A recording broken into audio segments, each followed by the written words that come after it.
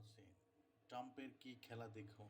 নিজের দেশের পণ্য বিক্রির বিনিময়ে সৌদি যেতে রাজি, সেই শর্তে রাজিও হলো সৌদি আরব। এক আজব ঘটনা ঘটে গেল।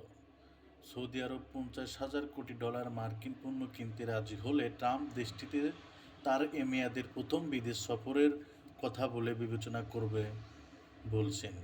সৌদি সেই শর্তে রাজি হয়ে গেল।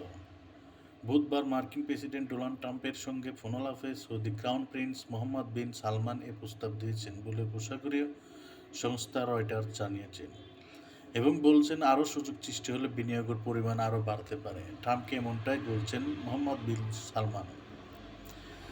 2017 থেকে 20 সাল পর্যন্ত প্রথম মেয়াদেও সৌদি আরব সহ উপসাগরীয় দেশগুলোর সঙ্গে ট্রাম্পের ভালো সম্পর্ক ছিল। রিপাবলিকান প্রেসিডেন্ট হোয়াইট হাউস ছাড়ার পরও তার সাবেক সহযোগী জামাতা ড্যারেড কুশনারের বানানো একটি প্রতিষ্ঠানও সৌদি আরব $200 কোটি বিনিয়োগ করেছিল। সোমবার প্রেসিডেন্ট হিসেবে দ্বিতীয় দফায় শপথ নেওয়ার পর ট্রাম্প বলছেন, সৌদি আরব যদি $50,000 কোটি পণ্য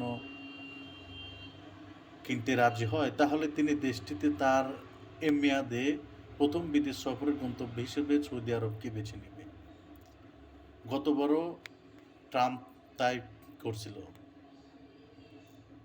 ট্রাম্প বলাতে তারা $45,000 কোটি পণ্য কিনতে রাজি হয়েছিল।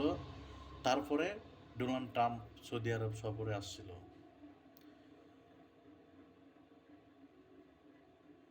এইভাবেই দেশের উন্নয়নের জন্য ট্রাম্প কি টেকনিক অবলম্বন করছে। ধন্যবাদ বন্ধুরা। আমার কথাগুলোর মধ্যে যদি ভুল হয়ে থাকে ক্ষমার দৃষ্টিতে দেখবেন এবং আমার চ্যানেলটিকে